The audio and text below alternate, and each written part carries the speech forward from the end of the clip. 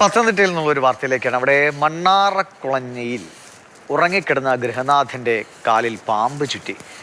മണ്ണാറക്കുളഞ്ഞിയിൽ രമേശിൻ്റെ കാലിലാണ് പാമ്പ് ചുറ്റിയത്. തലനാരിഴയ്ക്കാണ് രമേശ് കടിയേൽക്കാതെ രക്ഷപ്പെട്ടത്.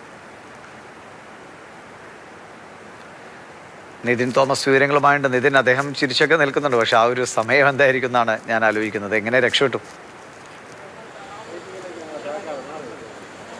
തീർച്ചയായിട്ടും ഇദ്ദേഹം ഉറങ്ങിക്കിടക്കുകയായിരുന്നു. ഉറങ്ങിക്കിടന്നിരുന്ന സമയത്താണ് ഇദ്ദേഹത്തിൻ്റെ കാലിൽ പാമ്പ് ചുറ്റുന്നത്. ഒരു തണുപ്പ് അനുഭവപ്പെട്ട സമയത്ത് ഉറക്കത്തിൽ നിന്ന് എണ്ണീറ്റ് നോക്കുമ്പോഴാണ് കാലിൽ പാമ്പിൻ്റെ വാൽഭാഗം ചുറ്റിയ നിലയിൽ കാണുന്നത്. ഉടനെ തന്നെ കാല് കുടഞ്ഞ വഴിക്ക് പാമ്പ് തെറിച്ചു പോവുകയായിരുന്നു. പിന്നീട് ഈ പാമ്പ് ജനലിലേക്ക് കയറുകയും പിന്നീട് ടി വിയുടെ ഉള്ളിലേക്ക് കയറുകയും ചെയ്തു. ടി വിയുടെ ഉള്ളിൽ കയറിയ പാമ്പിനെ പാമ്പ് പിടുത്തക്കാരെത്തിയാണ്